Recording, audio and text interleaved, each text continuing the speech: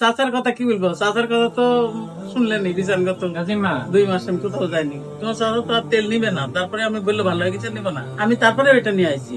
যতটুকু বেঁচে থাকো মানে আমি ব্যবহার করে যাবো, এরকম সবসময় ব্যবহার করবো, যে কারণ এটা পুরো গেলে আবার একটা নেবো, কারণ সবসময় ব্যবহার করতে হবে। এই তেলে যদি উপকার পাই তো আমার তো আর কোথাও যা লাগছে না, কোনো ডাক্তারের কাছে যা লাগছে না। বহুত জায়গায় দেখাইছি, বহুত টাকা খরচ করছি, ঢাকায় গেছি 3 ডাক্তার, ইয়াদ দিছি ঢাকায় বেড়ামারে 3 ডাক্তার দেখাইলাম, যশোর সিএমএসে গেছি, যশোর সিএমএসে 3 বার গেছি। ব্যথার জন্য যে এক একটা ইঞ্জেকশন দিছো কত টাকা করে নেবো?